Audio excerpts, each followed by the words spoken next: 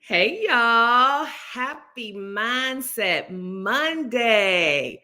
Hope everyone is having an absolutely amazing Monday. Hope everyone has recovered from all of your Super Bowl festivities. We had a good time hanging out with friends. I didn't really have a team last night, and I was a little bit on the fence about who to even root for. And so this is what I did, y'all. I decided to root for the San Francisco 49ers because my cousin Adam used to play for the 49ers, I believe, from 91 to 95. He actually was in the Super Bowl with the 49ers. So I'm like, okay, yeah, I'm going to go ahead and root for the 49ers. It just makes sense, right? But then I thought about it. I believe, because my team is the Pittsburgh Steelers. I'm born and raised in Pittsburgh. That's been my team forever and ever. Amen. So I said, I'll root for the 49ers, but then I thought about it. If the 49ers won, then that would have made them tied with the Steelers for the amount of Super Bowl wins. So we couldn't have that either. So yeah, so then it just didn't matter. But KC won, which was great because, yeah, we can be the only team on the stairway to 7. But hey, let me say hello. Hey, what is up, J3? Thank you so much for tuning in. I appreciate you tons. Trish, how are you here? I was listening to your live like up to the last second. So thank you. And Jamia, so y'all just jumped right over. I love it. I love it. I love it. Hey, Jamia. Hey, Lachey. Lacey J, those are my girls right there. Y'all got to check them out on Friday evenings. And I did watch your replay. Loved it with the Valentine's Day do's and don'ts. Oh, well, thank you. I'm trying. I ain't doing too bad for an old broad. I'm trying to do a little something. But I appreciate you. Let me make sure everybody's just saying hello to everyone. I love how we be meeting and greeting up in here. And of course, you know, if you are on Facebook, thank you for being there. However, just want to put it out there that you don't always get your questions in my chat over here because I'm really on StreamYard going to YouTube. So I have my other little monitor up here trying to look at Facebook at the same time. But please forgive me if I do not get all of your comments because I'm trying to look. So mainly what I see is what's going on here in YouTube. But anyway, y'all, let's get into it. And so today, if you read the title in my long behind description, yeah, I use a lot of words. That's what I do for a living is talk. So y'all forgive me. I love words. I use a lot of words.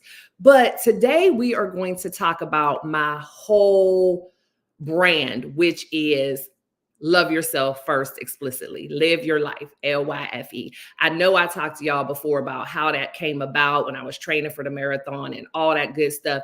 But today we want to talk about what that truly means and the impact that loving yourself has on not only you, but the people around you. So I just kind of want to take a deep dive because I'm so passionate about self-love, the importance of self-love, the power of self-love, the impact of self-love, the need of self-love, right? Y'all see where I'm going? Like self-love is everything. And of course, y'all know, I don't even know if I put the link up here. Hopefully I can still do it because I don't want y'all to ever think y'all can't come up and chat with me. I know my lives are a little bit different than some others because I talk, because again, that's what I do.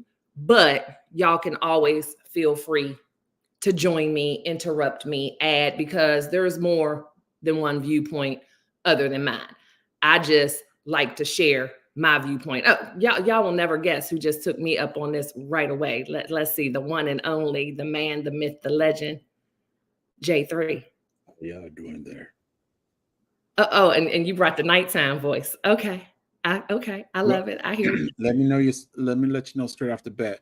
I might just pop out unintentionally because my Wi-Fi is acting up, but I'll be here if it don't bother me.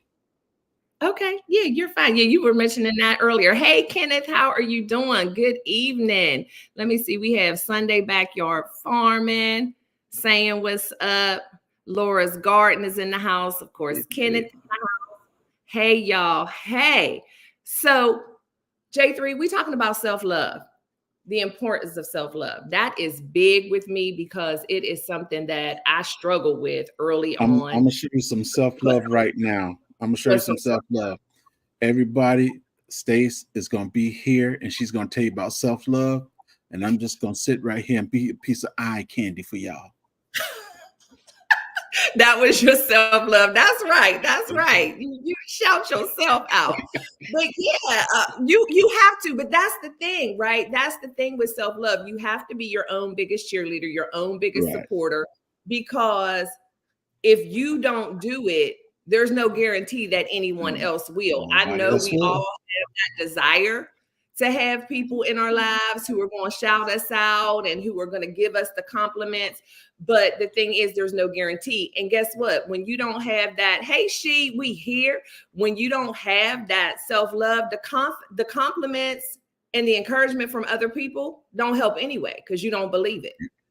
Right. You know what I'm saying? You have to believe it first yourself. And it's something that I struggled with for years. I've shared with the women who I coach and whenever I speak at conferences that I suffered from ugly duckling syndrome for most of my life. I grew up in the pretty family. So everybody, I look different. I've been this height. I'm almost 5'9", y'all. And I have been this height since I was in 6th grade. So I was taller than most of my teachers, definitely taller than all the kids, including the boys. So it made me feel awkward. I was the only one in my family who had kinky curly hair, which is, pressed out now, but everybody else had that wavy, curly hair.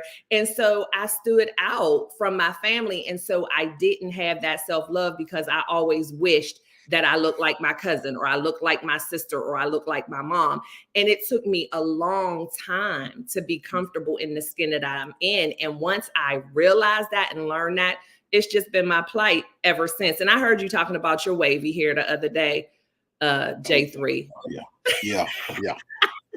All they gotta do all it do is just go, it grow, it just lays down. Ain't no curls nowhere in that. Oh, no curls. You said it's straight. That's what you did say. Yeah, you said it's straight. Yeah, well, my hair is that 4C kinky curly hair that, too, you got to think, I'm an old lady. So growing up back in the 70s and the 80s, I graduated high school. Keep saying you're old. Where your husband at?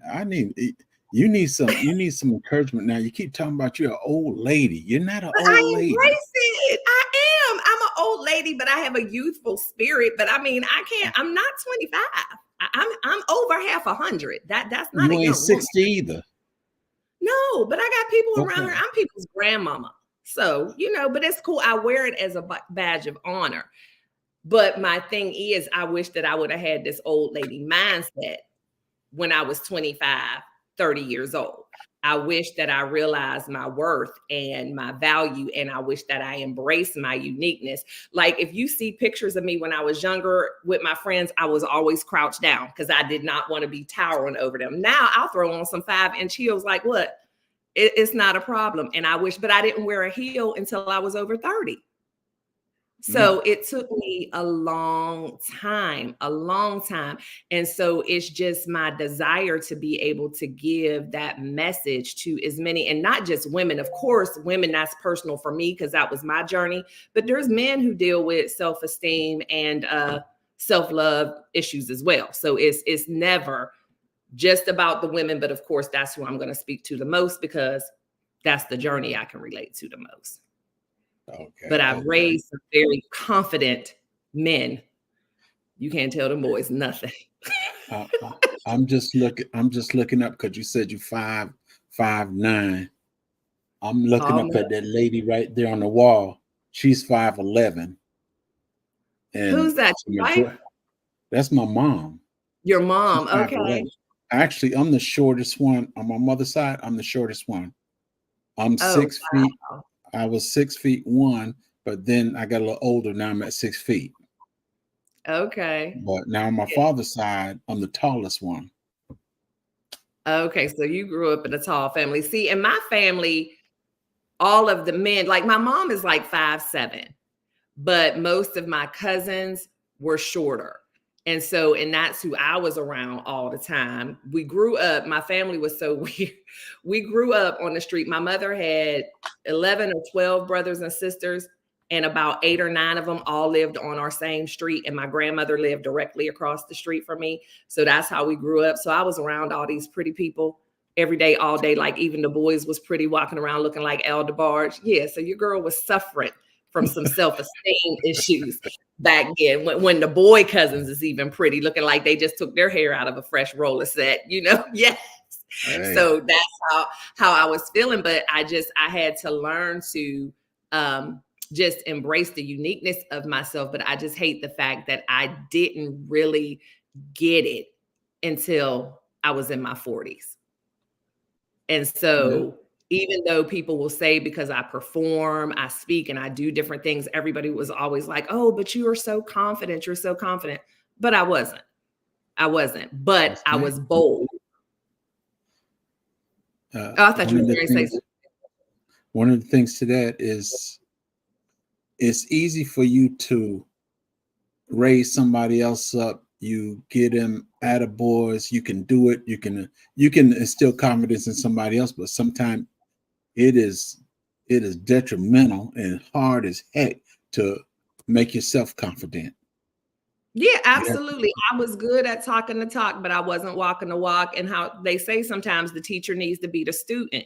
And so that's where I think I did end up actually uplifting myself through the work I was doing with other people and realizing, girl, you don't even believe that stuff yourself. So you need to start figuring it out. And it's so important because life becomes so much easier when you are confident in who you are, because you're no longer looking for validation. And I know it's real cliche. I think my sister said it when I had her on the live the other day, that people like to say validation is for parking, it's not for people. But we all look for validation every once in a while, and it's not necessarily a bad thing, but you have to be able to validate yourself. What did Lachey say? I think some point in life, we all have went through it, whether it was early or later in life. Yeah, and we all have our moments. The thing is to be able to recognize it and do something about it, just like with everything. And we hear facts, some men walk through life thinking nobody cares.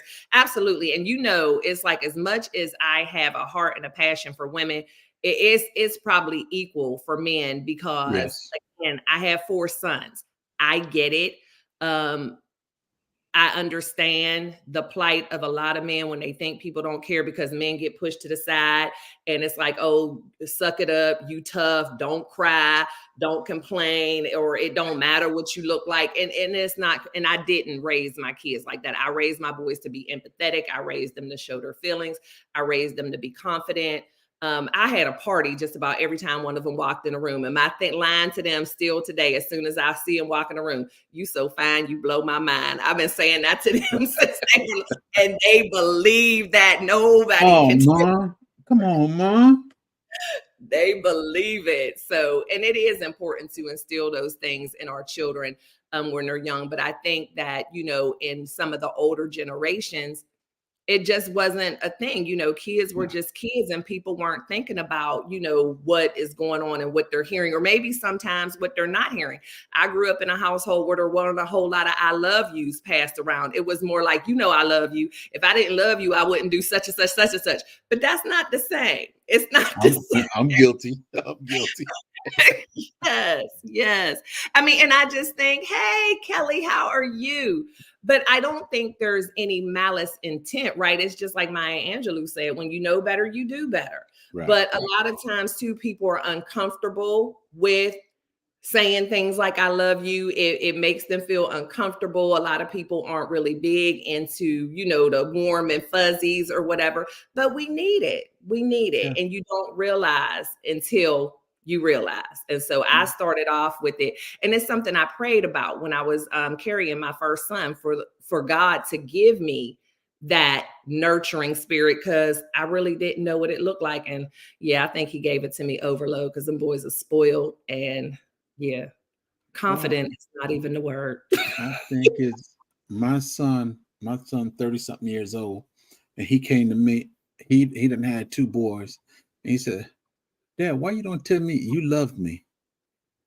And I had to put my tailgate down on the truck, and I said, let's sit down and have a talk right quick. I said, why I never say I loved you? I said, now think of this. Majority of the time you were growing up, I was working to make sure we have food in the house, to make sure you got everything you need. And what if I wasn't working? I go fishing. I take you with me. Uh, I go out and buy you stuff that other kids in the block didn't have and everything. Mm-hmm. I never jump up and say I love you, but I showed you my love by what I do for you. But he said, why you, but still, why you didn't say I love you? Mm-hmm. Now he 30 something years old. Now I got to talk about I love you, boy. I love you, boy. I love you. That's how my husband says it to our sons too, the same exact way, the same exact way. And that's the thing. It's the words. It's the Right, words, because especially as kids, we feel like y'all just doing what you're supposed to do, right? Like, well, of course you were supposed to feed me, take care of me. And we know that there's parents out there who don't do that, but the words. But I'm glad when he said it to you that you were receptive of it, right, and you changed it. You met him where he needed you to meet him, and I'm sure it means the world. And yeah, it doesn't matter if I talk to my sons 5 times in one day, it's going to be I love you when we hang up every single time. But that was right. something that was foreign to me that I decided that I was going to do with them. Lisa J said, my mother really taught us self-love, so even feeling different than my entire family, I had confidence. Then one bad breakup tore it all down. It took me years to get back to that self-love for myself. Wow, yeah, that can happen. And that's kind of what Lachey was saying. At some point we go through it, but I'm glad you found your way back, because people and their words can play a number on our own psyche. And it's that, things that we hear, but I'm glad you found your way back, because you are absolutely fabulous. Hey, Stae. Hey, Tim, how Hey, are you? Saying hello to everyone. We got a heart here from Lisa. And then I think we got hey, Lisa over Lisa. on Facebook too. Hey, Lisa McDaniel. I think I saw you pop up. Smack those thumbs up, people. Let's show Stae some love and support. Thank you, thank you, All thank right, you. all I right. appreciate you. And I hope, did I say hey to Miss Kim? Hey, Hey, how are you? Miss Kim. So yeah, it's like another thing with the self-love that we don't realize is that loving ourselves and confidence, that's great. However, sometimes confidence is where that lack of self-love is, because for me, I always showed up in a way where people thought I was super confident. I was also the type of person who my mindset was like, nobody is ever going to get over on me. I'm going to speak my mind. Believe it or not, some people would look at me as like a little bit aggressive or maybe even mean back in the day. But I was that type, like it didn't take much and I was going to let you have it. Was you like that too, J3? Yes, yes. I was going to My let you. thing is, I just want to. If you say you being real, I believe in being real. You might not Mhm. like the way it come out, but I'm gonna be real with you. Yeah, And and that's how I was. I was, and I still am to a certain degree, but I found a filter now. right. I Thank realize you. that everything doesn't need to be said, and That's I've it. also learned, which is what led me into the profession of soft skills, like we like to talk about so much, the soft skills and the emotional intelligence. And I also realized that some of my fight, for lack of a better word, was coming from the lack of confidence. I was almost on that I'm going to get you before you get me. Like don't Right. play no Right. games, but it was a lack of confidence that I was really showing. And when I had that aha moment through therapy, y'all know I talk about therapy all the time. And I'm like, she was like, you're not confident at all. She's like, you're in self-preservation mode. You're fight or flight. That's not confidence. Confident people ain't sitting on ready Right. 24 hours a day. And that's what I had to learn. I was like, are you kidding me? Like, Uh, no, I'm that confident. kind of depends. That kind of depends. If you're military orientated, you're gonna be on fight or flight because the way you were trained. But Yes. the real problem is being able to tame it, when to use it, when not to. That's the hard part Right. at times. Right. And that's having that filter. And that's where the emotional intelligence part of soft skills comes from.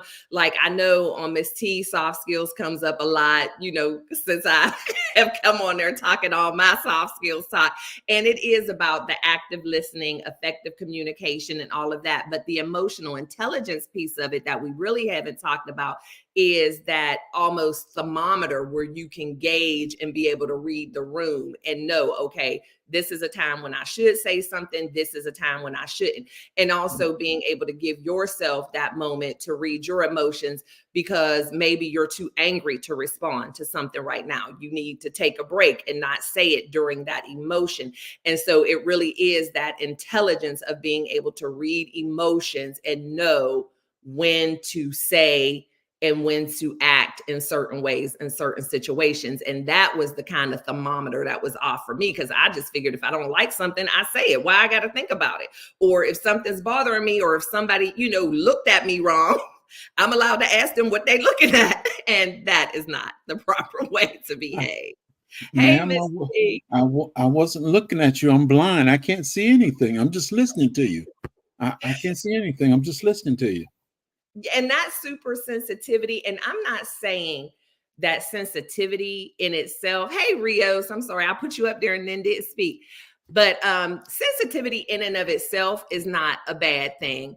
It's just the fact that sometimes when you are super sensitive, you might want to check yourself to wonder, why does everything bother me? Or why do I think that everything that's said is negative? Because sometimes that can be the insecurity and that lack of self-love. Because anytime there's insecurity, and again, all of these things are natural in small doses. You just don't want to live every day like that. And so anytime you're feeling yourself feeling super sensitive or insecure or anything like that, you just kind of want to do a self-care check and see how you're really feeling and why you're responding the way that you're responding. True Makes that. sense? So it's all about that. And the self-care piece of self-love, one myth I kind of want to dispel with that is self-care is way more than spa days and shopping sprees.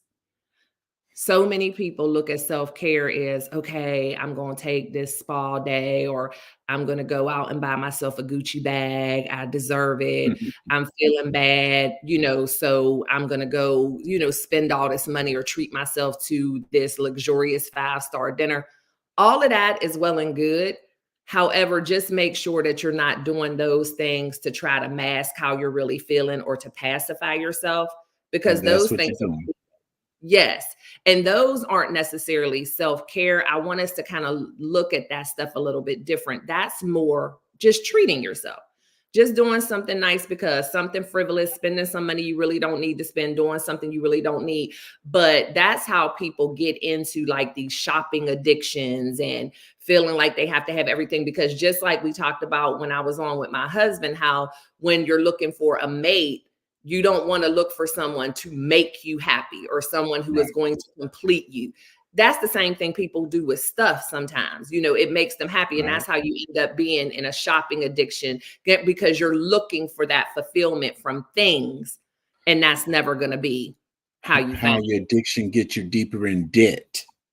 Yes, absolutely. And so then that can lead to more problems and lead to depression, because now once you in the debt, you're worried about that. So just don't ever look for anything outside of yourself to make you happy, because that's temporary. Hey, Amanda. Hey, Boo. Thank you so much for being here.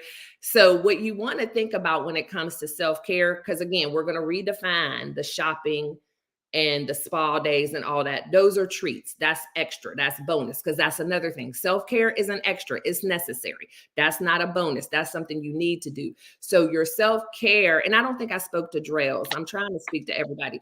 So hey, Drells, thank you for stopping in.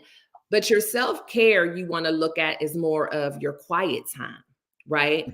So that's your time to meditate, to pray, whatever works for you. to look introspectively, to do that self check on yourself. How am I really feeling? How am I dealing with things? Is everything on an even keel? Am I stressed out? Am I feeling self confident about anything? Just that little self talk. That's the time to do your affirmations. That's the time to sit down and do your vision board. And just for a hint, vision boards are not exclusive to January, y'all. We can do vision boards whenever we want. Visions change, ideas change, plans change. And then I hope with the vision board, you're getting some of that stuff done so you can take things off and put something new on. I work on my vision board constantly. It's not a January thing and done. So that should be an ongoing project, but that's a part of self-care. Self-care could just be, a bubble bath at the house, not at the spa, things like that, where you're just having that quiet time for yourself, reading a book. Self-care is free. Put it that True. way. True. Self-care is free. So we want to make sure that we have that time. And so my private group on Facebook is 15 to life, your self-care sentence. So that's just a play on the whole prison sentence, but we're saying this is your self-care sentence, meaning that you need to carve out at least minimum 15 minutes a day just for you. True. Well, since you said on the women's side, now I can hit the men's side. Yes. As you said, January, that portfolio that you fill out in January, whatever. Now, us men, our portfolio is up here. We don't write men don't write things down. We like to keep it in our head to just go do it. But then you have some that do. Now, giving myself an example, getting that quiet time and stuff like me personally, I can take and go sit out in the middle of my goats and just listen to the goat and the goats come around and everything, and I have peace. I go sit out in my semi-fruit orchard and just look at the bees. I have peace. And it just, that what gives me that peace where it kind of turned things around for me. This was not something that always took place. I remember one time long ago, I got upset, wife upset, kids upset. And this was right after I got out of the military because I deal with things a certain way. I left home, drove to another town, sat outside the huddle house and just trying to think it through. It didn't work too well thinking it through. So I went back, came back home, drove in the back, didn't tell anybody I was back anything, just sat out there for about 2 or 3 hours. And finally things start coming to getting in place. And then that's when my son, daddy in the backyard. Everybody come out in the back and everything was better. Yeah. Because I just had to take time to myself. I went and sit in the midst of other people. I didn't feel right. But once I got by myself, that gave me a peace of mind, think things out. And I learned how to deal with things better. Yeah. That quiet time, there's nothing like it. And the thing is, probably I was thinking when you went to the huddle house, there's still distractions, right? People in and out, cars pulling up, bright lights, all that. So you're distracted. And so it is important. I don't know how many of you seen the movie, what is it called? I'm thinking of it and I can't. Is it Wartime? Whatever. But where the lady Priscilla Shire is in it is, oh my goodness, War Room. And so the lady had an actual room, like a closet, her prayer closet in her house that she would go into for her prayer time, for her meditation time, and just shut off from everybody else, no distractions. And the only thing she had in there was like the stuff for her self-care. And she would just be quiet because sometimes things get so loud, and not necessarily technically loud, even with noise, but just our thoughts get so loud and cluttered. We need just that peace and quiet to just settle our mind to really be able to work through things. And I love what Ms. Kim says, my self-care also includes saying no when I need to. Absolutely. Yes. No is a complete sentence. And what I tell my clients all the time is no without explanation. You don't owe people an explanation. Now, if you want to explain for some reason and you feel like it, but I've heard people say, I don't want to do this and I don't know what to tell them. I don't know what to tell them why I don't want to do this, or I'm not going, so I'm just going to tell them that I have to do A, B, and C and make up something. Why are you lying No, to people about no, nobody's business? And there true. are No, certain things. Yes, I just know you do not owe an explanation. And people got you out here lying and making stuff up and stressing. Look, I don't have to, I can't. No, I'm not doing it. I'm not coming. And don't feel like you have to accept every single invitation or you have to do every single favor. And that goes for everybody. I tell you all the time, y'all know how much I love my kids, talk about it all the time, but they get no from me when they need to get, when I can't, and they don't get explanations, because a lot of times we say no, but then we stressed out about what we telling them, and then we gonna remember the lie we told. the No. hard part. The hard part. Yes, exactly. Exactly. Hey, cousin Rhonda, I hope you're feeling better. Thank you so much for being here. I know Hey, you weren't feeling well, so that means so much to me that you took time to be here. And what did my husband say? He said sometimes you need a reset. Yeah, that's it. That's it. you need that reset, Now, especially during an emotional time. I use my brother for example too. Just recently, now I went in the military. He went to go be a doctor, and one he's a psychologist. And one thing to this, you listen to people so much that he doesn't have a real release. He just found a release, what, 2 years ago due to COVID? He found a release. And even now he get bogged down. I said, listen, you the one got all the knowledge and all this other stuff. You got to know when to stop. I said, you deal with children all day long. You deal with adults all day long. You got to know when to stop. When 7 o'clock come, turn your phone off. Till Yeah. anybody call you, I'll talk to you tomorrow. 7 o'clock, just cut it off. It's just you. Your wife is in there. 9 times out of 10, you be in your office or on the couch. Your wife should be in another room. That time is just for you to get yourself together. And Mm-hmm. I tell them constantly, you got to take time out for yourself. You deal with too many people, too many spirits, but you have to take time out for yourself. Yep. That's excellent advice. It is. You need that, especially when you're dealing with people and most of what you're hearing is problems and bad Right. stuff. Trish said, yes, Miss Kim, I said this year I'm going to say no more. Like when I don't want to go to a function, I'm not going. Absolutely. And yeah, Right. I do Right. that.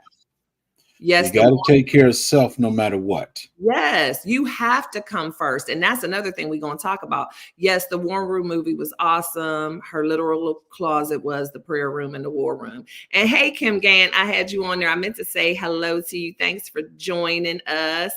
Trying to make sure. Let's see, what did my cousin say? I'm on meds and resting. I'm feeling better than I was. Thank you. Good. I'm glad you're feeling better, because that breathing stuff ain't no joke. It's not. So you said something, and what did I say we were going to talk about? I said we are going to talk about that. What was the last thing you said, J3? Time for self. Oh, yeah, putting ourselves first. You said First. that. Yes. So that's another thing. See, I'm so glad you're here. So putting ourselves first. People look at that as selfish. Like when you like, I'm just worried about me right now. I'm just concerned about me. Like you have to be. And I know we've all heard it a million times, but I don't think that there's any better comparison than when you're on an airplane. They say if the cabin loses pressure and those masks come down, secure the Yes. mask on the other, Yourself. on your child. I mean, on yourself before you Yourself. or anybody else. Put the mask on yourself. Some of us want to have this hero complex where we want to save the world. We want to be there for everybody, and we are running ourselves ragged. Well, the reason they say do that is so that you could be there to maybe help more people. Right. But if you're busy helping people and you don't have any mask, you're not a superhero. So inevitably you are going to lose oxygen and pass out and maybe die. So now Right. you've added to the problem rather than adding to the solution, because now everybody got to try and revive your butt who didn't listen to the rules. So help those who can't be helped after you're helping yourself. And the way I explain it to my clients is you always want to be giving from an overflowing cup. People want a full cup, but a full cup only stays full until there's one sip out of it. Now the cup's no longer full. And Right. so you get the cup and you keep sipping and sipping, it's going to be empty. So you want to give from the overflow so that you're never running on empty. If you are so busy pulling yourself this direction, that direction, not learning the power of saying no, trying to be there for everybody and wearing yourself out, and you are not in a good mental state, you're not in a good physical state, because whatever's going on in your mind is eventually going to affect your body in some way, shape, or form. And it goes past just being fatigued. Sickness comes to your body in that way, and everything when you're not taking care of yourself. Stress can literally kill you. And so what are you really giving other people if you're not operating at your highest self? They're not getting the best of you. So They're these not people getting the best of you. say, no, who wants the raggedy, worn out fumes? And so I tell people all the time when you ask them how they're doing, oh, I'm just so tired. These kids just got me doing this and that. I'm so tired. I worked 12 hours yesterday. Then I went to the grocery store for my neighbor. And they're saying all of this stuff, I guess, for a pat on the back, like, oh my gosh, you are just doing the most. And my thing is, you'll impress me when you're doing all that and you're not tired and worn out. That's when I'm impressed. When you're doing it and you're feeling good about it. That's it. Because it don't take much to kill yourself running around. I mean, that's crazy. Just to hit on that, look at the situation. You put yourself in the situation. You got 6 kids. You know you have to work. I'm not gonna say enjoy it, but the point to it is you're gonna have to do what you got to do. So ain't no need dragging. Hey, I gotta work. I gotta take care of these kids. My husband, whether I got one or not, the situation, I still got to do what I got to do. And I'm not gonna say I'm gonna love it, but you ain't gonna see me moping at it. No, because I can only do what I can do. Now, I understand certain situations if you're taking care of someone who is sick.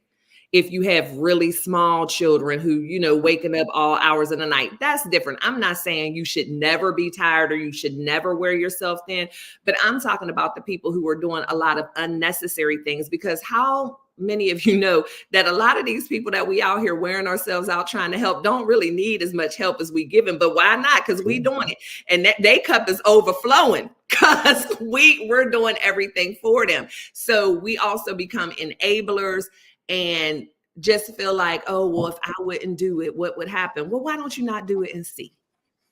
Because they'll probably be just fine. Lachey said, I learned it's okay to be selfish for self when needed. Yeah, absolutely. Oh, I guess you must have typed something that I didn't see. Sandra, hey, Sandra. No is one of the words that can stand by itself. Yes, absolutely. Yes. Trish, Stae, I would say yes to all my folks and coworkers. I got so burnt out, I felt guilty saying no, like I was being selfish. Not anymore. Yeah. You'll learn from that. You will learn from that. Yes. And people know, like they know who to ask, right? It's like you put a target on your back, like, oh yeah, just go ahead, ask Trish. She'll do it. Ask Trish. She'll never say no. And the thing is, the people who ask the most will be the first ones to tell you no. Believe that. And that's why I always tell too, don't be out here doing stuff and giving with expectations that the same thing is going to be done for you, because that's no guarantee, because some people have no problem saying no. Hey, Sweet Thumb. How are you? Thanks for joining. Hey, Sweet Thumb, what's up? Wallace said you have to have your own peace. Yes, absolutely. Yes. That's the biggest thing that you can't let other people and their issues disturb your peace, because again, they're not worried about your peace. There are people who you only hear from when they need you. You only hear from when things aren't going right. They just want to dump everything on you. You don't have to answer every phone call. You don't have to respond to every text. I have people who have done that to me before. They'll call me a couple of times and I don't answer. Then they start texting. I was trying to call you. I know. I'm not answering and I'm not responding to this text either. But they're not trying to call you and tell you, I won the lottery. How much do you need? They're not doing that. But Miss Hall, could you please help me do this? Could you do that? Hall, do this. I'm gonna take it. Do that. It kind of ends up like that, and some people are just too good for their own good. Yes. Okay, let me tell y'all a story. So I shared with y'all several times that I used to be in the First Lady game. when my husband was pastor. And so back when he was pastor in the church, we got a phone call. Well, I got a phone call at 3:00 in the morning from a young lady's mother saying that her daughter had just been arrested for, it was something stupid, like stealing a car, shoplifting, like something like, okay, I mean, and so she called me. And so I immediately told her, don't call my house at 3:00 in the morning unless it's an emergency. And 9 times out of 10, even if it's an emergency, I'm the wrong person. You need to be calling 911 because there's probably nothing I can do for you. But don't call my house. She said, well, it is an emergency. My daughter's in jail and I need the church to get her bail money together. No, that's not an emergency. And I'm not doing it. And not that I'm not doing it at 3:00 in the morning. I'm not doing it at 3:00 tomorrow evening. I'm not doing that. It's not an emergency. Well, I don't, what kind of pastor and first lady are y'all to just let y'all parishioners sit in jail? That kind. That's the kind. Yep, that will just let our parishioners sit in jail. And there are people, I tell that story to say that don't let whatever title position, I don't care if it's mama, daddy, pastor, first lady, councilman, whatever. Do not let people try to use your position and who you are in a way to manipulate you to do things that you won't have no business doing. I'm not going and bailing out my own kid for shoplifting or stealing no car. You knew when you picked that stuff up or got in that car that it was illegal when you did it. So clearly you wanted to go to jail. My kids would not have called me, but she was highly upset and was calling for my husband's head because I didn't even wake him up. There is no way that you should be calling me to do that. And she thought I was the worst person in the world. Hey, Deborah. Hey, Tamika. Well, we got a lot of people. I got a similar one to that. I live 4 towns over, and a young lady and her husband, they were having a baby, and she lost the baby. They wouldn't call this other pastor, but they called me and my wife, and knowing I just got off of work. Now, I got to drive all the way there. And by the time I get back home, it's time to go to work again. Me and they know I work like that. I was working at the prison. They know how my schedule was, but that didn't matter to them. They wanted me and my wife there because they lost a baby. Wow. Yeah, people can't see past their own need at any given time. My cousin said she should have called Tyrone. Yeah. Tyrone was there with her. Yeah, they were married, but I mean, in situations, it's just a lot of times people call, but the thing is really what can you do? I can be of no service to you, but sometimes people let their own selfishness dictate how they treat other people, and it's not good. So you have to learn how to say no. You have to protect your peace. And just be there for yourself, because clearly, and I'm sure we're not the only ones. And again, Jags is, let me quit calling you Jags. That is Miss T's name. And that's how I was introduced to you. That is not your name. J3. It don't matter. J3GS, Funk. We'll leave out the other 2 names for this show. We'll leave out the other 2 names. Okay. It doesn't matter. On that one. I'm not even going to ask. I'm just going to trust you. But, we both gave good examples. And I want you to know that J3 is not the only one. Welcome to the stage. If anybody else wants to share a self-care or a self-love tip, their self-love journey, a story about their self-love, whatever, I just always want y'all to know that you are welcome to the stage. If you're on Facebook, you can't come on. But if you jump over to YouTube, you can. So just, know that you can do that. And if you're looking for me on YouTube, just put in the @ and Stae Hall, and that's where I am. Sandra said, just offer to add them to the prayer list. Yeah, that's all I can do. That's all I can do. And I'm telling you, I know you're supposed to pray for everybody, but that's the thing. You ain't really a priority on my prayer list, and you out there stealing cars and fooling around. I mean, come on. That's one of the things me and the wife, we started doing too. Okay, calm down. We're on the phone. Let's pray.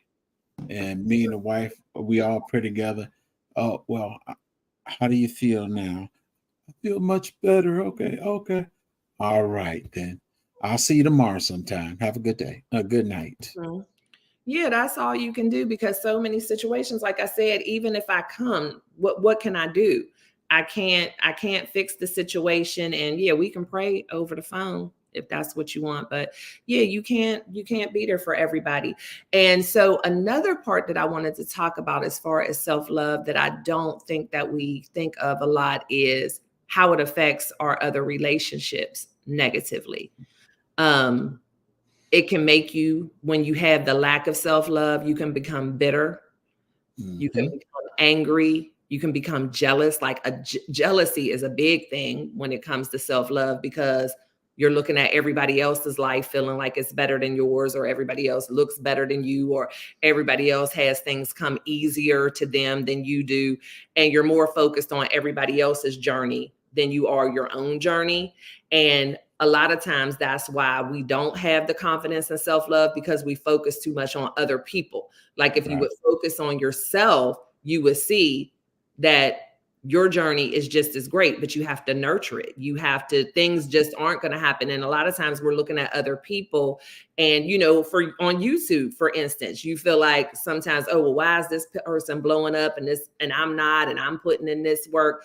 It's a journey. And even though Yes. our goals may be the same, whether it's education goals, YouTube goals, relationship goals, I know a lot of women that I coach who are like maybe in their 30s and 40s, have never been married and have a desire to be married, and they watch all their friends getting married, and it's like, well, when's it going to happen for me? And what does she have that I don't have, and that kind of stuff. But you can have the same goals, but it doesn't mean your path to get there is going to be the same. Right. And you don't want to miss out on your journey focusing on other people and suffering from what they call imposter syndrome, and feeling like you're never going to match up and you're never going to do it, because there's a lot of joy in the journey if you just embrace it.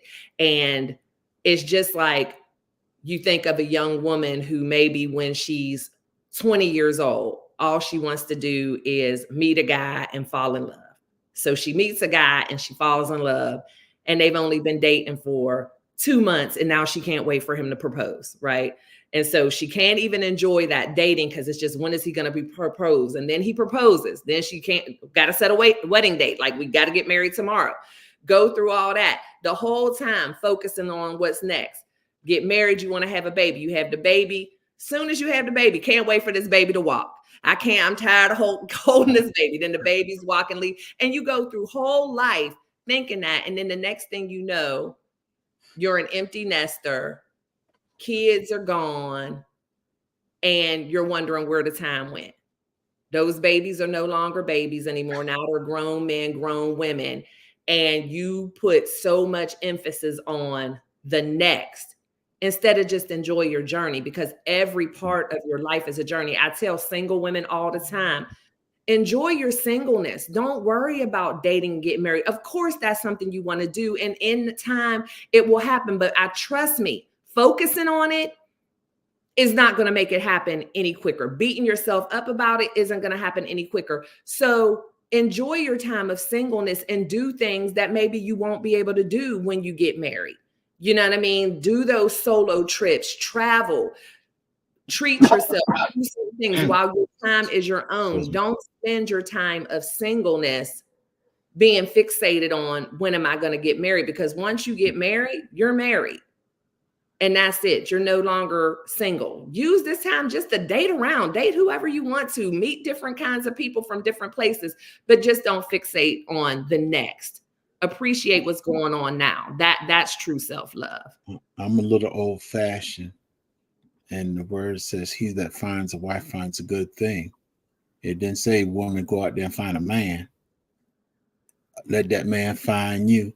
If you want to be found, you go shopping, you go to the park, you do your portion. You don't. Like I said, I'm a little old fashioned.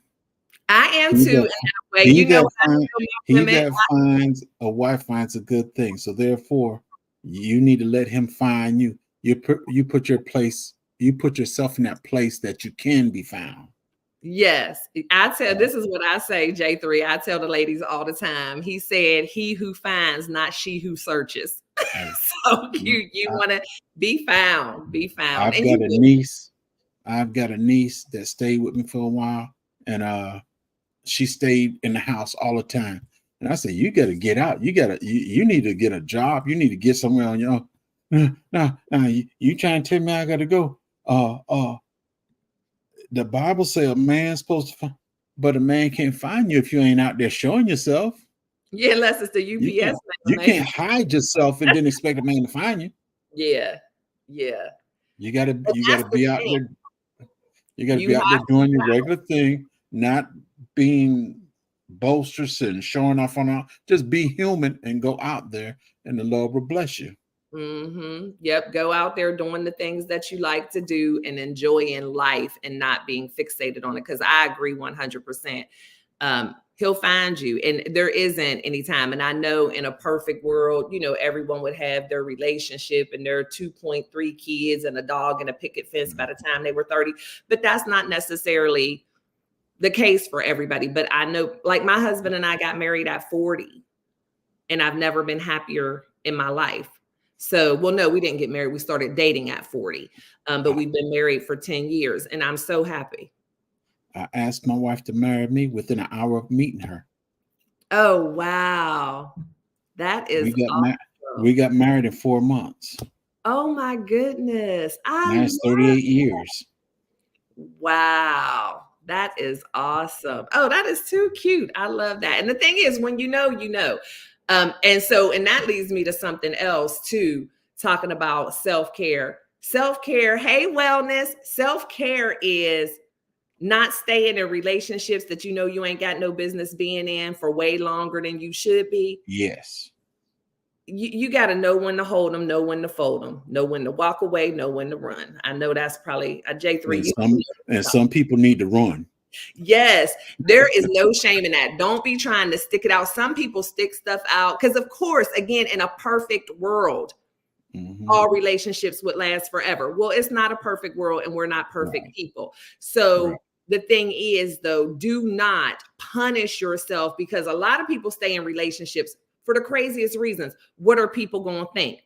I don't want to look like I had a failed relationship. Well, whether you stay or go, it's still a failed relationship. It's a failure if it's not working. So don't stay together for people. Do not stay together for money. That is crazy. That whole cheaper to keeper stuff. No, that makes no sense. Everybody deserves to be happy, and you are not practicing self-love and self-care at all. A bad relationship is something that can tear your self-esteem apart like nothing else. And why do that to yourself for whatever reason? Or, I just don't want to be by myself. Why not? And again, if you have time, if you have a problem just spending time with you, then again, we need to be looking at your self-love. I love being with me. I think I'm pretty cool. I got this whole room to myself. I'm enjoying it. Yes, there is nothing wrong with some good me time. But there are some people who can't stand silence. They always have to be with somebody. And again, that's a you problem, and you need to figure out why that is. Again, company is something we should enjoy. That's something that, is a bonus, but we shouldn't need to have someone around us. And especially if you're having people around you who mean good, who don't treat you well. If you accept mistreatment from somebody else, that means that there's some place in you who feels like that's all you deserve. And that's not good. Let's see. Yes, I am still live. I'm still live, Casey. What is that name? Oh, okay. I know what it is. Is that Mexico and Rwanda? Is that what that stands for, Casey? Because that's her husband is from Mexico and she's from Rwanda. That's what I'll accept that. Yes. She is the first and only person I've ever met from Rwanda. And she is one of my coaching clients that has become my little pain in the butt sister. Hey. The program's only 6 weeks. It's going on 6 years. Hey, we got to have them. We got to have them. Yes. I love her, love her, love her, love her. And the poor relationships, and I think Lacey J is the one who mentioned it before, that she got out of a toxic relationship and it undid all of the hard work that her mom had done for years pouring into her. And that's how deep that stuff can get. And usually when we do decide, first of all, you're in this toxic relationship, that's not practicing self-love. Oh, she said yes, we were right. Yeah, that's what it stands for.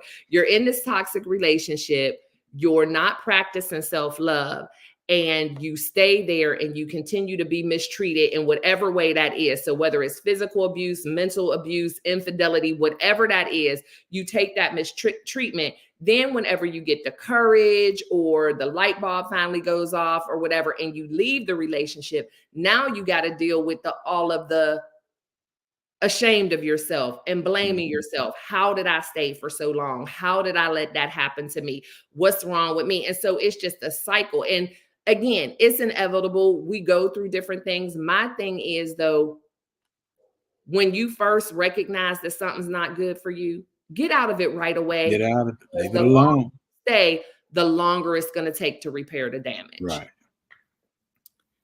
Let me see.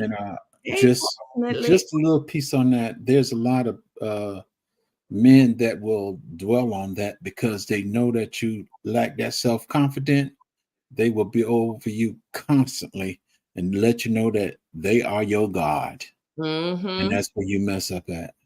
And you know what else that means, J3, is they also don't have confidence. True. Because a confident man is going to want a confident woman. And so that's the whole thing, like the preying on somebody just because they want to feel superior to someone because they're not confident in who they are. Right. Wellness said facts. Comments are coming in fast, y'all. Let me see the response. Because I can't be skipping over my husband because he be sad. He said we too often look to others to validate ourselves. Okay, babe, I'm sorry you commented that a long time ago. Oh, Casey said I have a whole testimony on this subject. It only made Wallace, next time, get that pill and throw it in there and she'll read your comment. No, we will have none of that. Y'all need to on this live. No, y'all, I'm just kidding. No, that would not happen. Okay, they're just saying, hey. And again, if anybody wants to join the conversation on the screen, been there, done that, never again. Yeah, and I think, again, we've all, especially as women, unfortunately, we've all experienced it. And the sad part about it is there are little girls who are experiencing this stuff as young as in middle school now, who are literally in abusive relationships with little boys. And it's crazy. And again, different ways with whether it's physical abuse, mental abuse. I mean, and just like with everything else in society, stuff is starting to happen younger and younger and younger. Right. Right, Wallace. But you see a lot of children and they watch how their parents are, and the boys are doing the same thing that their father doing, believing that they could do that to girls that they're in school with, and they're growing up that way without learning the right way. Yep, I agree with that 100%. And the thing is, too, our kids they watch us everything we do. And you have to be careful with what you allow your kids to see. And I tell people, I am definitely not of the belief that you should shelter your kids from everything that's negative. But what you have to do is, as they're being exposed, whether it's exposure from something they see you doing or on TV or whatever, you need to always be in teaching mode. So I am not of the belief that like kids should never see their parents argue or never see a disagreement, because that can also damage them too. Because when they get out into the real world and there are conflicts, but my thing is, it's how you argue. Like I have had times where Wallace has gotten on my nerves or whatever, and we've had our couple of little words, and one of the boys might say, are you mad at that or what's going on? And I just tell them, yes, he ticked me off. He getting on my nerves today, because what I want them to see is, in a healthy relationship, you can have disagreements, be upset, and bounce back. Because what y'all gonna do is see me and your daddy 3 hours later snuggled up on the couch watching TV. So I want them to know that conflict is okay. And I even feel that way, about drinking or whatever it is. It's like, I don't necessarily I don't ever want the kids to see me have a drink. No, you need to be able to see that adults can have a cocktail in moderation. It's not, if that's something you do. I just don't feel that sheltering kids or overexposing them is the right way. You have to find that happy medium where you're in teaching mode. Let's see. My 3 sons away from that type of environment. Yeah. Wallace, throw the pillow. What'd you say? I didn't know. I got on there. It's called right now. Throw the pillow, Wallace. Throw the pillow. Yeah, Casey. No, but that's true. Just growing up, I grew up. I didn't know my mother was my mother until later on in life. I was 6 years old when I found out that my mother was my mother. I thought she was my big sister. Oh, And wow. my grandparents actually raised me until I was 6 years old.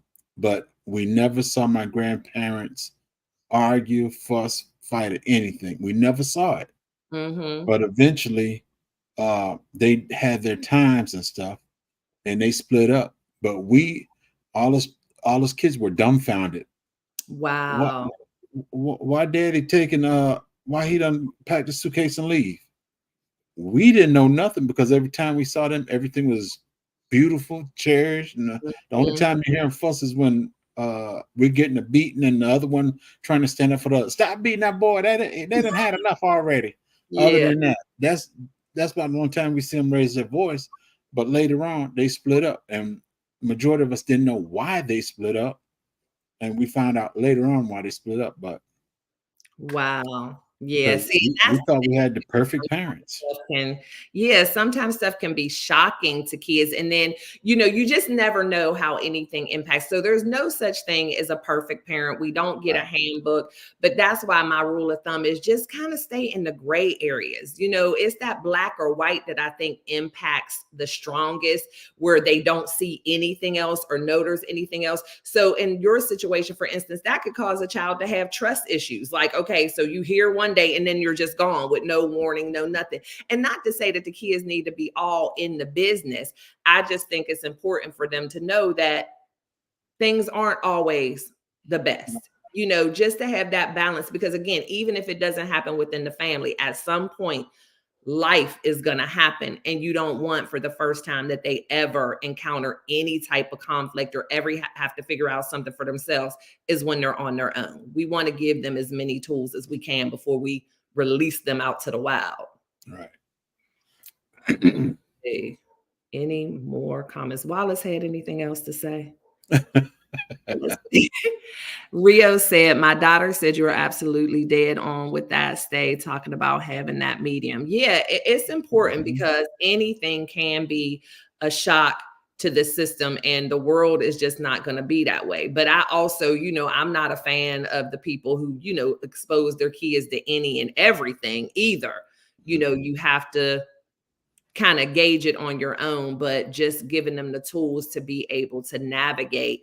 And I also believe that instilling in them the ability to make some of their own decisions a lot younger than maybe we do, and letting them have a little bit of input on what goes on so that they're not so dependent and feeling like they need approval, because that's where that unhealthy validation comes in. When sometimes as parents, we do so much for our kids, we kind of map out the plan and they're always doing things to please us. And they really don't think on their own. So we have it set up. I want you to go to the military because your dad went to the military, or I want you to go to college and, become a scientist, or, whatever. And we have their life planned out for them so that once they do get out on their own, they really don't know who they are, what they want to do, and they don't know how to make decisions because, again, they haven't really had that. And they say the term love somebody to death. Like, that's sometimes what you can do as parents, not literally to death, but you can love somebody so much and do so much for them that we're destroying them. Yes. It's just you can do way too much. And so we have to guilty again. I'm guilty again. Did J3 teach them to fish and not just give them the fish? Yep. What do they say? Give a man a fish and he'll eat for today. Teach a man to fish and he'll eat forever. What did you do, J3? Who you done? I'm just the worst years of my life is when I was in Chicago. The only reason I went to Chicago because I met my father, and that was the worst years of my life because my father didn't act like a father. He didn't treat me like a son, and it was hard to do anything. So therefore, when I had kids, I said, "You're gonna get the best. You're gonna do this. You're gonna do that. I will never make you feel like you're somebody else other than my son." And I believe that, and I kind of messed him up a little bit because whenever he needed, I was there. Whenever he want, I was there. Anytime he turned around, there was a problem. I was there. I did kind of everything for him. And then when he got out on his own, he was. I don't use profanity, but that's how he was. I think I know what you were going to say. But you know what, J3, I can't leave you out on that one by yourself. I did the same thing with my oldest son. I had him at 20 years old, and he was just the best little boy in the world. I mean, just so good. And I was busy. I was working. I was in school. And so I just did everything for him and realized I had created a spoiled brat. And he wasn't the typical kind of spoiled brat, like with tantrums and different things, but he just expected things to be done. And then as he got older, like his biggest thing, I still don't think he's forgiven me for having two other sons. He's like, it was so much better when it was just me and you. I mean, I'm like, really? That's because I did everything for you. And one of his things used to be when he was like in middle school and high school, everything was us and we. So he would call me from school, Mom, we got a problem. And I'm like, I don't have a problem. What problem? I forgot my lunch at home. Oh, well, I have my lunch. We don't have a problem. And then when he got older, it was stuff like, Mom, can I use our truck today? Our truck? Like, we're not a couple, dude. Your name is not on this title. And so I get it. It was like that. And I realized, but again, when you know better, you do better. So the second two, I was like, no, y'all gonna be washing your own clothes when you're 10. You're gonna learn how to clean up around this house. Because I remember one morning getting the boys ready. I think my oldest son had a basketball tournament, and he's older by a good bit. So he's 6 years older than his next brother. And so I was getting the little kids ready, and I told him to go and make up his bed because I didn't have a chance to do it. And I went back in his room 10 minutes later, and he's just standing there looking. And I'm like, I told you to make up the bed. And he's like, I don't know how. And he was like 10, 11 years old. And that was my first time ever telling him to make up his bed. And that's when I knew that was the day that I realized I'm going to ruin this child. He's not going to be good for nobody when he gets, I said, he is going to have to find a woman who will take care of him. And so I did.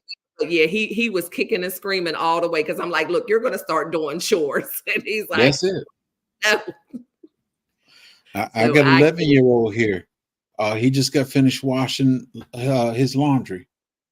The only thing with that, hey, you want to check the dryer? You want to check the dryer? But we make him wash his own stuff, clean your own room. He washed this. I just don't nobody wash dishes in this house better than me. Oh my goodness, you sound like you and my husband too much. Even when my wife, she cook or whatever, I said, leave it. I clean up the kitchen. That's just me. It's that lady right there that did it to me. See, and that's what my husband says too, with being raised by his grandmother and his mom or whatever. There's just a lot of things that they instilled in him. I love that lady right there did that to me. Yes. Wow, that's awesome. Yeah, but my husband says the same thing. He was like, yeah, my grandmother and my mom, they would kill me if they didn't think I was around here helping you out and clean. And he cleans up better than me anyway. He does a good job. I'm the messy one. I don't like the cleaning portion, but I do it. But just to give her a break and stuff, like Thursdays and Fridays, that's my day to cook. I say I give you a break. Thursday and Friday, I cook. Because Thursday and Friday is the easiest days. Friday, what's for dinner? Fish, fries. What's for dinner? Chicken, fries. Right. You don't got to be making a big Sunday dinner. That's it. But yeah, that's kind of how we are too. I mean, I try to keep up with my stuff and I do most of the cooking. He rarely ever cooks, but I love to cook. So that's not a problem. I cooked dinner the day before the live. I actually made a cook with me video for YouTube. I made some meatloaf and stuff.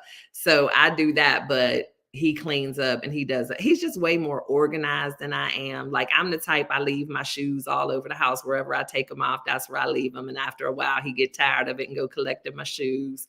But he's much more organized. But again, it's important in a relationship to have that harmony. That's it right there. That relationship, we balance each other. If it's Mm-hmm. something that she doesn't like to do, well, she don't mind washing dishes, but I tell her no, I'll do it. But Mm-hmm. I've got 3 or 4 pairs of shoes I always leave at the door. One is my house shoes I only wear in the house, but I never wear it outside. So she'll see that stuck right there. And then I got a pair of tennis shoes that's stuck right there. If I don't want to put on my work boots, I put tennis shoes on. And then I say I'm going walking today, so I got my walking shoes right there. I ain't walk yet, but it's just stuff I just have right there. And sometimes she'll just take it, move it, or she'll just straighten it up. Yeah. Yeah, he's always picking up my stuff. Oh, you made a meatloaf too? I hadn't made one in a while either, Lachelle. And so here's the funny part. So I always try to do a weekly vlog and start it on Monday.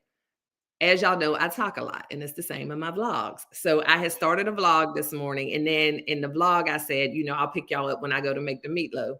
Y'all, I started making the meatloaf and talking and realized that just that segment was 20 minutes. I'm like, okay, well, that's half the vlog right there. So I decided, okay, this is no longer going to be a part of the vlog. I'm going to have to just make this a cook with me. But guess what? Now that means I'll have 2 videos done and ready to upload this week. So it was a little less work because yeah, your girl be chitting and chatting. That's the thing. I told y'all I invented podcasts. I have no problem just talking to the camera like there's a room full of people here. I'm not a big talker. I talk a lot. I started talking at 7. No, I'm be serious with you. I'm kind of happy my father came to live with me, but then I kind of hate it. For the simple reason is I was always in the spotlight, always talking, always doing something. But then when he came, I realized I can't do this no more. I have to slow down. I got to be here with him. And it was kind of good it was bad, but it was kind of good for me too, because I'm glad I stopped wearing suits and patent leather shoes and all that stuff. Now, if you see me, I'm in a waffle shirt and a pair of gray pocket pants. And I guess somebody say, "Oh, that's all he got is just in one pair of pants." Because I bought 5 pairs of pants. You like and them? That's all you ever see me in. That's it. That's all you ever see me in. I love it. Well, Wellness said you're doing the right thing. She said, great micro habit, J3. Keep those sneakers at the door. That's going to remind you to get on out there and walk. But that's true. That's true. Is that the same thing with my fitness room upstairs, Wellness? Because I'm telling you, it is so terrible. And that's a part of self-love too, y'all. Staying on topic is taking care of your body and doing the things that you need to do, moving your body, taking your vitamins, doing whatever it is, eating healthy. That is self-care. But I'm telling you, y'all, so I had a gym membership and never went to the gym. Hate going to the gym. Don't even know why I got a gym membership because it's not my thing. So never went to the gym, but I needed to exercise. And before I used to run. That's what I do. I ran track. I told you I was training for a marathon when I first started YouTube.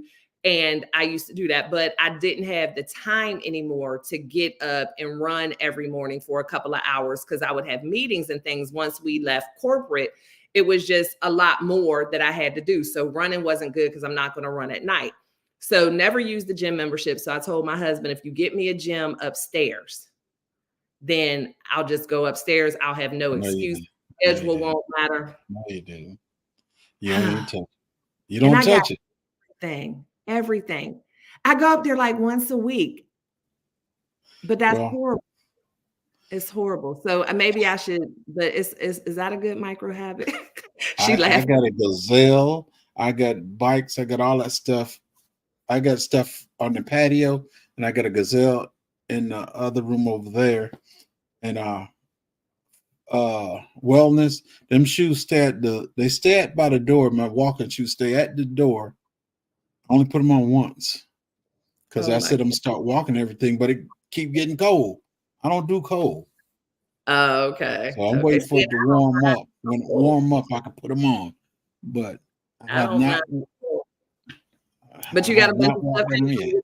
Do you have a treadmill? She said, "What's on your treadmill?" You got a bunch of clothes hanging on your treadmill, like most people. Now I got rid of the treadmill a long time ago. I got a gazelle.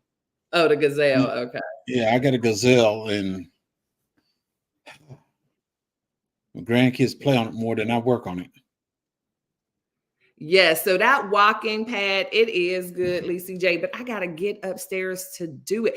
And you know what, to be quite honest with y'all, and this is gonna sound crazy, but if I'm nothing else, I'm self-aware. And the truth of the matter is sometimes I do just forget because I work so much. I literally go to sleep with the laptop in front of me. As soon as I wake up in the morning, I'm grabbing the laptop, I'm doing something because as an entrepreneur, you eat what you kill. So it's like I don't have time to miss out on anything. And so what will happen is I have to break the habit of picking that laptop up so early and just getting in the mindset to go upstairs and start working because that's the whole reason why I got the walking pad and the standing desk.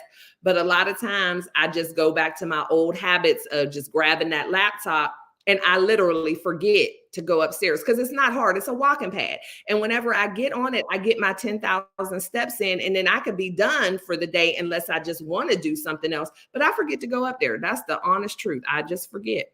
I said the same thing and canceled my membership. I have a whole gym I made in my basement, and I miss having basements. They don't have basements in Texas. And I fly No, past that no in door. Georgia. It's so bad. At least you use yours once a week, once a month. You do have them in Georgia or you don't? Probably in Atlanta. That's about it. Other than that, we don't have basements here because of the Okay. water Yeah. level and stuff. Yeah, see, I grew up on the East Coast, and so I always had a basement. And then when I moved to Virginia Beach, that was the first time I ever heard of being above or below sea level, and you can't have one. And then we don't have them here in Texas either. But I Yeah. missed that. That's like missing a And, whole and I level. and I get most of my exercise when I go to my backyard. I could get all the exercise I need because I'm constantly doing something back there. My wife Mm-hmm. used to. My wife, she'll come out. You coming in to eat? Don't you think it's time for you to come in now? Don't you think you need to get some drink? I got my water cooler right Oh, here. she looking But out hey, for you. Okay, I so missed them Lachey days. I missed them too. days. So yeah, it must be. Lachey has a basement. She's in Georgia, but she says she's She got in Austell. So is that closer to okay. Atlanta area? Yeah, because I think you Aust- hang out in Atlanta. Austell, Austell. She might be close to Yeah. Atlanta. Yeah, I love Atlanta. I usually I don't. the Alpharetta area when I go there. I stay with I my don't like cousin nothing now. about Atlanta. You I don't don't like like Atlanta? nothing about Atlanta. I Especially love now, if I'm driving through going to Chicago, whatever, I'm fine. But in 2004, no, it was the 90s. I went to Atlanta because me and my wife we had to go and check out stuff and see how it is and all that stuff because we were taking the church going to Stone Mountain. And it. man, we got into Atlanta about I think it was around 12 o'clock that morning. I mean that noon we got to Atlanta. And I was riding around in circles and circles and circles and circles and circles. And at 3 o'clock in the morning, I found I'm tired of this. And I saw a police officer, and I said, "We're trying to get to Stone Mountain, the carnival now. Mm-hmm. That's just right over there." Man, I've been riding around in circles the whole day. Oh my That's why I don't goodness. want nothing to do with Atlanta anymore. Whenever the VA tell me, "Oh, you got to go to Atlanta for such and such," I said, "No, I ain't going. I Yeah, don't want I to go to like Atlanta it. for nothing." I almost moved to Atlanta, but I chose here just because the cost of living here, you can't beat it. Well, at least back then is the same as everywhere else now. Okay, wellness. So that's a good habit. Yeah, that okay. Put something up there. Okay. Okay. That makes sense. I definitely am going to do better. I need to. Is that North Georgia? Shay, she said it's near Lithia Springs. Wallace said he has family in Collins, Georgia. Oh, that ain't too far from me. Oh, really? See, Yeah, that's Collins is 15 minutes up the road. Oh, wow. Mm-hmm. Wow. Yeah, so there's some halls there somewhere. Oh, is that close to Six Flags? You mean the Stone Mountain? Yeah, Stone Mountain, Six Flags.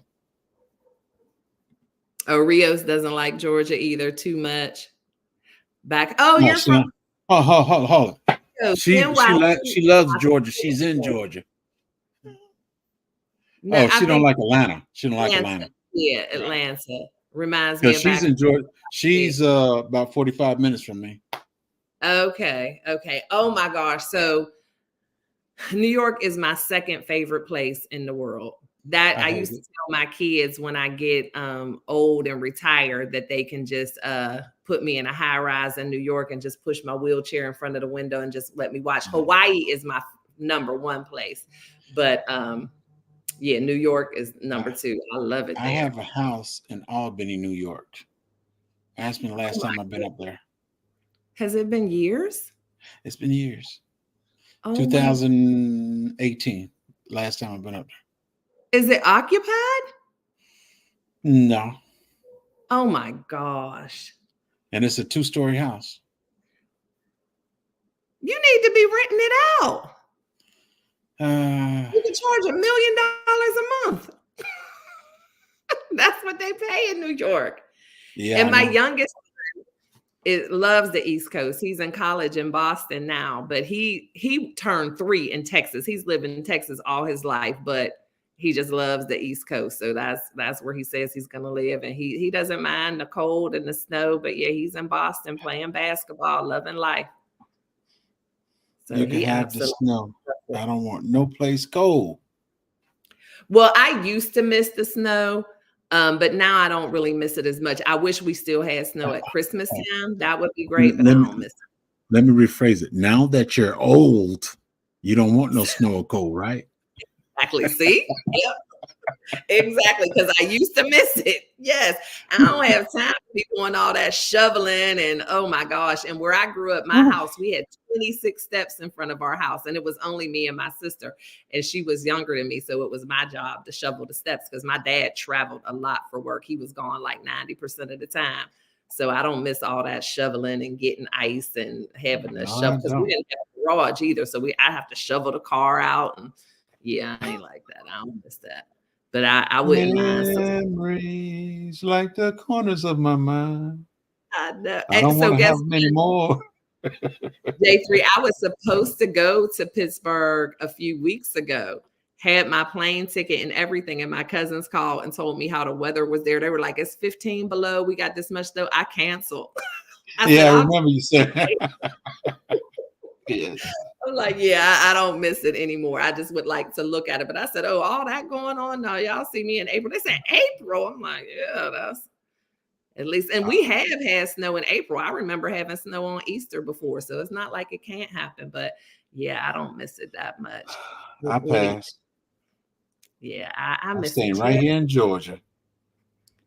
Just a little bit, but yeah, I don't have to have it for months and months anymore. I'll take it. It's hot here. I don't mind the heat either because it gets really hot here. But see, that's y'all problem now because y'all keep trying to touch the sun, and now y'all paying for it with all this rain and cold. And stop trying to touch the sun.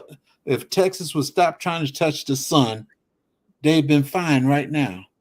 Yeah, Texas is definitely team too much.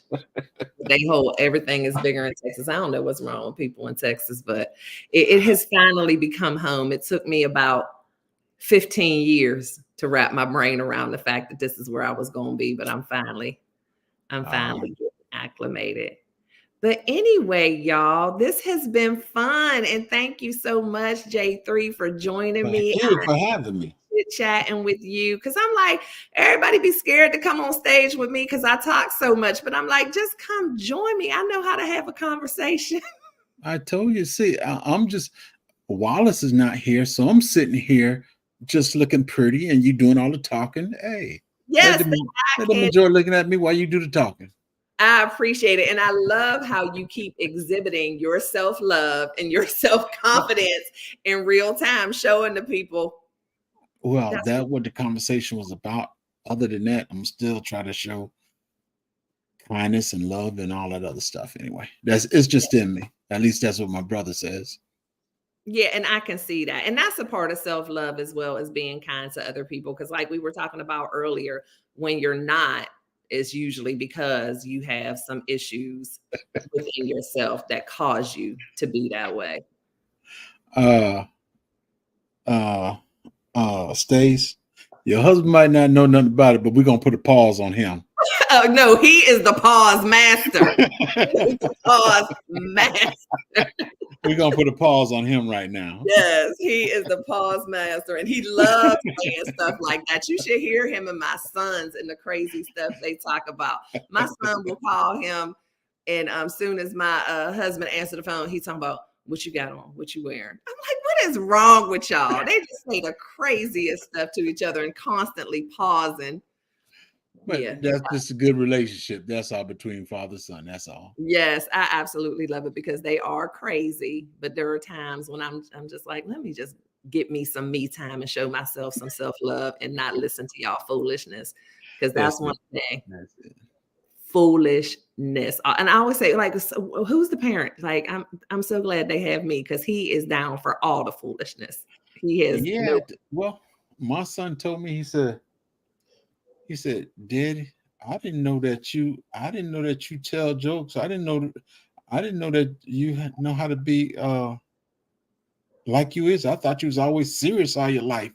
And he just said this to me a week ago. I said, Oh, what?